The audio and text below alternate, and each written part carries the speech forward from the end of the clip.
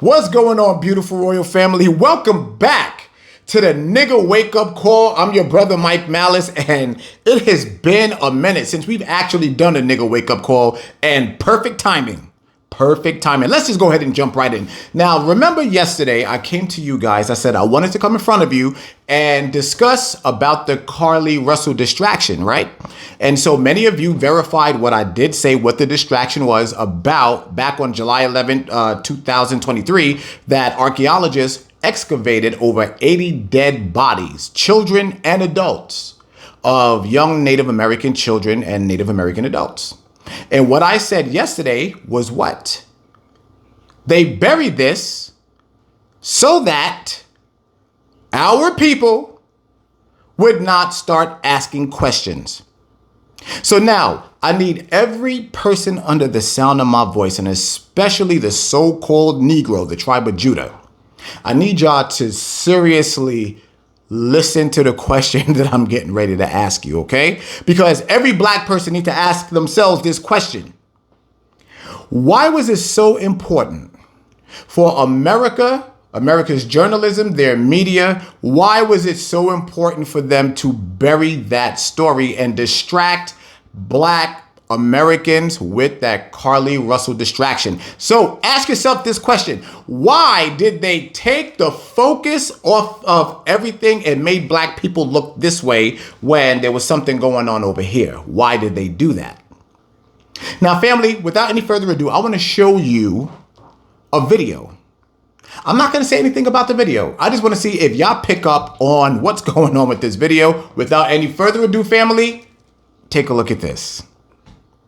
Our next story takes you to Nebraska in the United States, where archaeologists are digging a site in hope to find remains of indigenous children who died in boarding schools centuries ago. These children were separated from their parents as part of the state policy. Some of them died from diseases like typhoid, and some were apparently accidentally shot. But many of their bodies were never sent back home to their grieving families. Our next report telling you more. These archaeologists are digging at a remote site in Nebraska. They are looking for a lost town or an ancient well. They are looking for children whose graves have been lost to time. These children belong to indigenous tribes. In the 1800s, the state separated these children from their families and put them in Native American boarding schools. The idea was to eradicate the culture and languages of the indigenous population. There were at least 400 such schools working towards this goal. One of them was called the Genoa Indian Industrial School.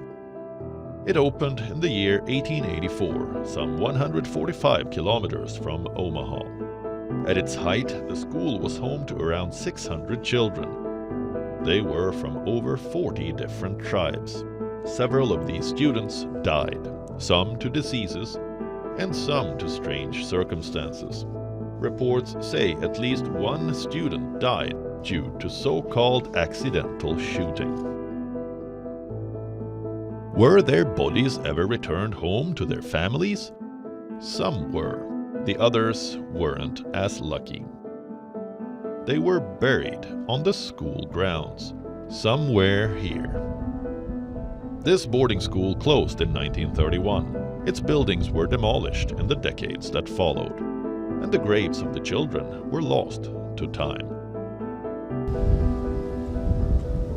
Today, this area boasts of farm fields, railroad tracks, and also a canal. But where are the graves of the native children? In 2021, when remains of hundreds of native children were found in sites across US and Canada, the search for the Genoa's missing children gained renewed interest.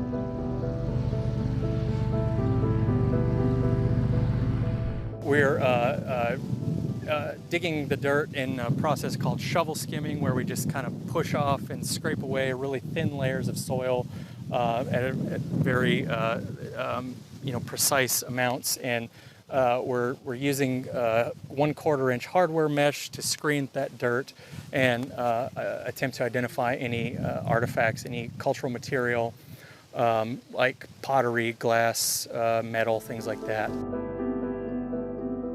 At least 500 children died at some of the boarding schools in America. Experts say that number could be thousands, even tens of thousands. But why are archaeologists reopening the chapter over a century later? There's not just an interest in finding the cemetery, but also wanting to bring that sense of closure and some sense of peace and reconciliation to the families and the descendant communities who had children attending Genoa and who whose children were lost here and may still be buried on site here. Okay. All right, let's jump right into that right now. Let me ask you a question.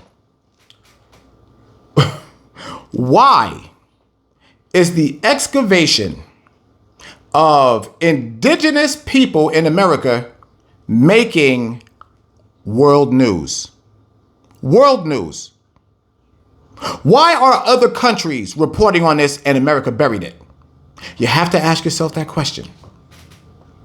This is real, family. What I told you about yesterday is real. This is a serious, serious event. What's taking place? The world knows what's getting ready to happen. Just like America knows what's just getting ready to happen.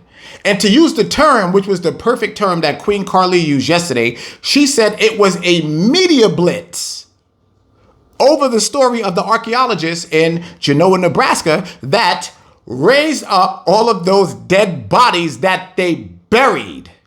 So now you have to start making the comparisons between the two. So hold on a second, because yesterday I said now, because many of you may or may not know, there are so many summits that's taking place all over the U.S. with Native Americans and African Americans coming together and piecing things together and being like, yeah, we the same people, man.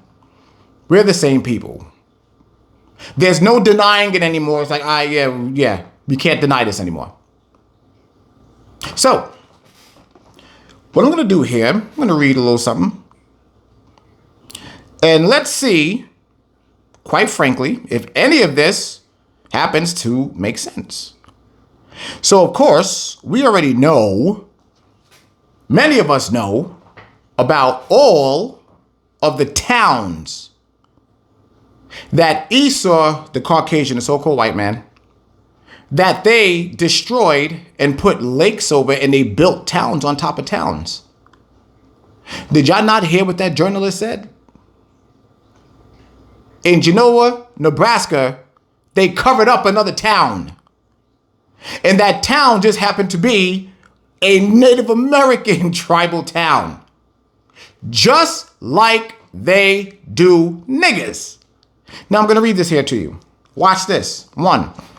Oscarville, Georgia. Lake Lanier is a popular weekend destination known for fishing, boating, and so much more, including an eerie reputation that has deemed it as haunted in Georgia. But one lesser known fact is that Lake sits on top of a black town, Oscarville. Oscarville was burned down in 1912. More than 1,000 residents were forced to flee following the allegations of rape. Rob Edwards was arrested in September 1912 along with Ernest Knox and Oscar Daniel, both teenagers, all accused of raping and murdering a young white woman named May Crow. And her last name says it all, Crow, because she's full of crow. She's a crock of shit. Edwards was dragged out of jail, beaten with the crowbar, and then lynched from a telephone pole. Daniel and Knox went to trial and were found guilty on the same day. The boys were sentenced to death by hanging. After the trials and executions, white men, known as night riders, forced black families out of their homes by burning their land, churches, and schools. Once black families fled, Lake Lanier was built on top of what was burned down. Wow. Wow. Okay. So hold on a second. So the very same thing that they did to these black towns, they did to Native American towns too. How come they've never done it to towns when Africans, because remember, we're not Africans. Why is it that when an African comes to America, or an Arab, or a Chinese man, or a Japanese person, or an Indian, they get loans out the ass? Why? They don't care about those people. They don't. And money is not an object. They're like, yeah, sure, here it is. Yo, build up, build up, build up. Just make sure the niggas don't get none. Make sure the Native Americans don't get any either. For those of y'all that, still want to try to deny that the Native Americans are our people too, how many of their shops do you see up? How many businesses do you see that they run on a large scale, on a corporate scale? Huh? You don't see that, do you? Of course not. You see Arab companies on a corporate scale. You see Chinese companies on that type of scale there too. Why not Native Americans? Why not African Americans? And remember, that's what they call us. We're Israelites. We know that. But there's many people out there that still don't understand that terminology. Can I read the Bible to y'all? Can I read something, please? Thank you. Family, I want you to open your Bibles. The 1611 King James Version Bible with the Apocrypha, and I want you to go to Psalms 83. Psalms 83 told us all about this and what they would be doing. Now, for those who are unfamiliar, we're going to read it to them, okay? We're going to see if the Bible correlates with what's happening between the African Americans and the Native Americans. And all of this, that's happening. Why are we having to have these discussions about us being the same people? Huh? Okay, let's find out according to the scriptures. Psalms 83, verse 1. A song or a psalm from Asaph. Listen to how Asaph is talking to the Most High. Keep not thou silence, O God. God, please don't be quiet. Hold not thy peace. Father, don't hold your peace. That wrath that you have, let it out. And be not still, O God. We need you to move for us, Father. We need you to move for us. For lo, thine enemies make a tumult, and a tumult is a large gathering. And they that hate thee have lifted up thy head. So they're saying that these other nations, and especially Esau, that's the white man, all these other nations, are lifting up their heads at the Most High, pointing their fingers as they always do at him. Verse 3. They have taken crafty counsel against thy people and consulted against thy hidden ones. That would be us. That would be blacks, Hispanics, and Native Americans. Why did they take crafty counsel against us? Let's find out why. They have said, come and let us cut them off from being a nation, that the name of Israel may be no more in remembrance. That is why blacks, Hispanics, and Native Americans do not call themselves Israelites, because our culture was removed from us because of our disobedience. For those of you that are not familiar, if you are a black, Hispanic, or Native American person, you are an Israelite if it is through your father's paternal lineage. Okay? You got to understand that. You are what your father is, according to Numbers chapter 1, verse 18. They understand this. They get it. The rest of the world understands this. They get it. That's why they are reporting on this all over the world. That was just one article. But do you not find it so peculiar, so fascinating, that all of these other nations are reporting on this and America is the one that buried it? Come on now. Come on now. Verse 5, for they have consulted together with one consent. They are confederate against thee. And it goes to name who some of them are. For they have consulted together with one consent. They are confederate against thee. I want to make sure that that is emphasized.